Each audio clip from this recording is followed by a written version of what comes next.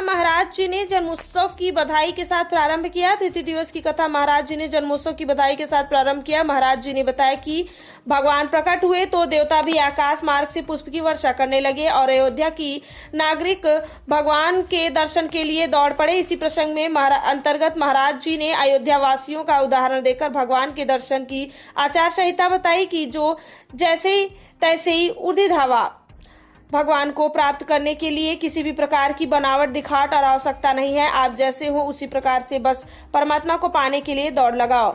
और भजन में भक्ति से परमार्थ में स्वार्थी होना ही पड़ता है और जो जितना भजन में स्वार्थी हो जाता है संसार के व्यवहार में परमार्थी हो जाता है। महाराज जी ने भगवान के बाल लीलाओं का श्रवण कराते हुए उनके रूप दर्शन का वर्णन किया। भगवान का रूप सर्वांग मधुर ही मधुर है। वल्लभाचार्य जी ने मधु राष्ट्रक से महाराज जी ने भगवान के रूप सौंदर्य का वर्णन किया, नामकरण किया।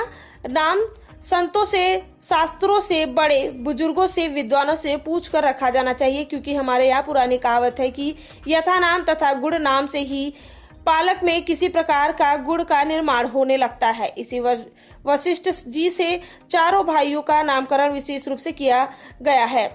महाराज जी ने भारत के प्राचीन महान वैदिक गुरुकुल शिक्षा परंपरा के ऊपर भी प्रकाश डाला। भगवान चारों भाइयों के सहित गुरुकुल में पढ़ने गए, इसलिए आज भी गुरुकुल वैदिक परंपरा प्रासंगिक है, क्योंकि आज हम शिक्षित तो बन पा रहे हैं, समझदार नहीं बन पा रहे हैं। शिक्षा और समझदारी में अंतर है और नए भारत का निर्माण यदि करना है तो शिक्षा के साथ साथ संस्कार भी अत्यंत आवश्यक है। हम आने वाली पीढ़ियों को पैसे के कमाने के लिए मशीन बना रहे हैं और ऐसे बालक कभी भी अपने माता पिता और परिवार, समाज, राष्ट्र को महत्व नहीं देते हैं। अतः भारत को यदि पुनः स्थापित करना है तो इन छोटी छोटी बातों पर विशेष ध्यान देना चाहिए। विश्वामित्र यज्ञ रक्षा के प्रसंग में महाराज जी ने बताया कि भगवान विश्वामित्र जी के साथ जाकर उनके यज्ञ की रक्षा करते हैं, अर्थात जिसको भी अपने जीवन रूपी यज्ञ की रक्षा करनी है तो उसको राम और लक्ष्मण अवश्य साथ रखने होंगे। राम यानी सत्य, लक्ष्मण यानी वैराग्य, त्याग, समर्पण। तो जीवन में सत्य की सुगंध भी आनी चाहिए, वैराग्य, समर्पण भी बनना चाहिए। और भगवान ने माँ अहिल्या का उद्धार किया। अहिल्या प्रसंग के मार्ग को समझाते हुए महाराज जी ने कहा कि जीवन में जब कोई पाप हो जाए तो पाप को छुपाना नहीं चाहिए, पाप छुपाने से भारी होता है। आपको किसी न किसी गुरु संत सम्मुख प्रकट करना चाहिए तो आपकी रक्षा हो जाएगी। अहिल्या जी का उद्धार कर भगवान गंगा और जी की महिमा गुरुदेव विश्वामित्र जी के मुख से सुनते हैं। महाराज जी ने कहा कि गंगा, गीता, गौरी, गायत्री, यह भारत के प्राण की रक्षा करना हमारा परम कर्तव्य है।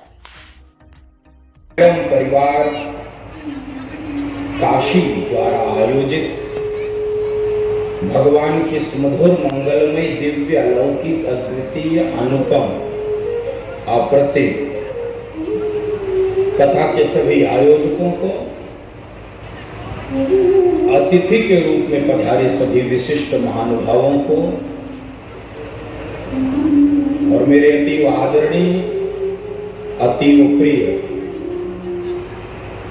सम्मुख उपस्थित आप सभी माताओं को, बहनों को, बंधुओं को, संगीत के प्रिय साधकों को, सोशल मीडिया, यूट्यूब चैनल व फेसबुक पेज के माध्यम से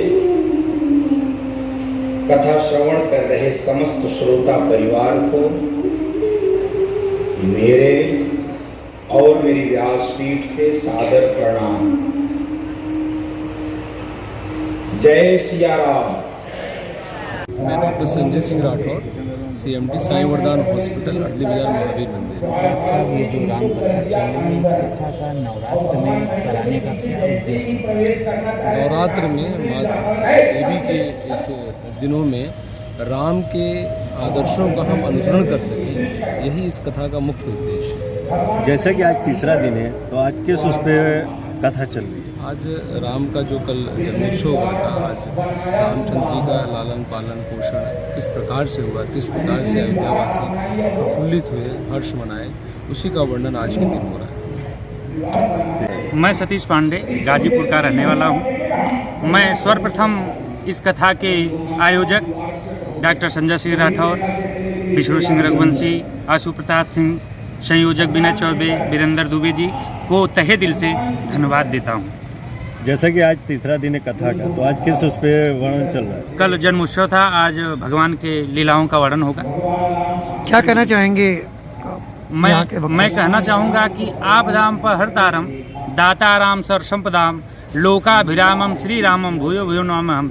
जो हमें आपत्तियों से बचाते हैं, संपत्तियों को प्रदान करने वाले हैं एवं सभी को सुख प्रदान करने वाले हैं, ऐसे राम को मैं बार बार प्रणाम करता हूँ। मैं एक संदेश और देना चाहूँगा कि जिंदगी जब तक रहेगी फुर्सत न होगा काम से, और कुछ समय ऐसा निकालो प्रेम कर लो राम से। रघुवंशी, आयोजक श्री राम कथा। आज तीसरा दिन है, आज गुरुजी ने किस तरह का वर्णन किया हुआ है? आज भगवान मर्यादा पुरुषोत्तम श्री राम का बाल लीलाओं का प्रवचन चल रहा है महाराज जी का। इसमें उनका भगवान श्री राम के बाल लीला का आज विस्तृत वर्णन महाराज जी के मुखार बिंदु से चल रहा है। क्या कहना चाहेंगे? काशी की जनता से इस कथा के काशी की जनता से यही चाहते हैं हम लोग कि राम कथा के करवाने का यही उद्देश्य है कि जो समाज में वैमनस्यता, सामाजिक रिश्तों का हनन ये जो हो रहा है, शायद कथा के माध्यम से लोगों में सुविचार आए, सन्मार्ग पे चलने की शक्ति मिले, और आपसी जो रिश्ते, जो खटास, आप लोग तो लोकतंत्र के चौथे स्तंभ हैं, आप लोगों की निगाहें बहुत पारखी हैं, देख रहे हैं समाज में क्या चल रहा है, कैसी वैमनस्यता आ गई है, रिश्तों में कैसी खटास आ गई है, भाई में, बहन में, माँ बाप में। मैं चाहता हूँ कि ये सुधरे, लोग सद्मार्ग पे चलें और अपनी सामाजिक जिम्मेदारियों का निर्वाह ईमानदारी से करें।